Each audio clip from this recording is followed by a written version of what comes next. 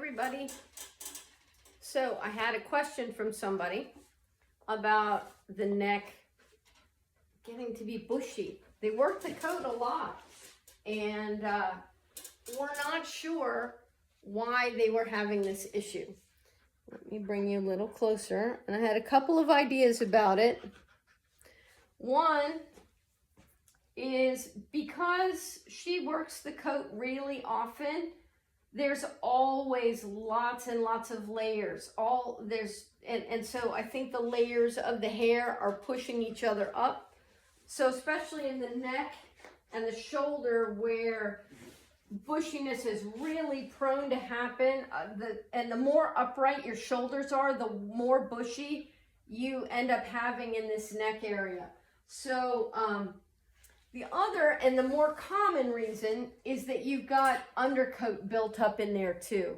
So this video is to address the practice of carding, and that carding is basically glorified combing out of the undercoat with specific tools for that. I have a couple of, these are kind of colloquially called the butter knife. Oh my gosh, that's distracting. They were originally made by CP Classic. These are old ones. I think Artero makes a similar one now. There are actually two different ones here. This is a coarser one. This is a finer one. So I'm going to start with the coarser one and see what I can get out.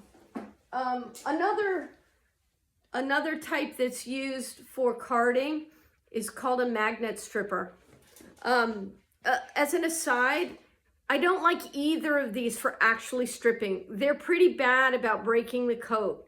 So if for just stripping, keep it to your stone or other textured surface tool, like your Groomer DK. There's a couple of others that are like that also. Keep it to a regular stripping knife for stripping. But these closer together teeth are good for carding. So what we do, I start for the neck, I start right at the base of the skull. And I'm holding the skin a little bit tight here with my finger up here. And I'm going to pull this pretty close to parallel to the skin, slowly through the coat. You see, this is all undercoat. And maybe there's a few top coat hairs in there, but it's almost all undercoat. What you want to be careful of is as you're putting pressure down, it's gradual. Don't do a quick choppy motion. That will really put some cutting into your coat. You'll damage your top coat. Long, slow strokes are best. If you feel some resistance, just kind of work through them.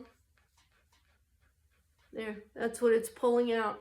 And when you pull out the undercoat this way, it flattens the hair, the top coat that's there. Flattens it down because the undercoat's no longer pushing it up. This coarse one's getting plenty. The shorter your top coat is, the more effective carding is. If you have a long top coat, carding is much less effective. I can also use a Furminator for carding. Same thing, I'm just going to ease into it. This is a little bit finer tooth than that CP Classic. So I'm getting a little bit more undercoat with it. And this is how I card the neck. I'm getting quite a bit out. Help flatten the hair on the neck. I'm holding the skin on the other side of his throat right here to make the skin taut, and that helps to make a smoother surface so the skin doesn't bunch up If the skin bunches up, it won't pull the hair. It'll just wrinkle the skin. Okay. You can do carding on any place where you have jacket, where you have top coat, except the head, because the head doesn't have undercoat on all of it. You can just smooth this down really nice. This is a nice thing to do if you're you're going to do some section stripping and you're like, I don't even see a layer, but it looks like it needs some work. If it's short, go ahead and do some carding first. Lay it down, lay the coat down, and you'll have a much better idea of if you really need to take coat off or not. Okay, if you have any questions about carding, leave me a comment, and that'll help me know what information you still need in order to start doing carding, especially the neck and the shoulder of your dog at home. All right, thanks, buddy.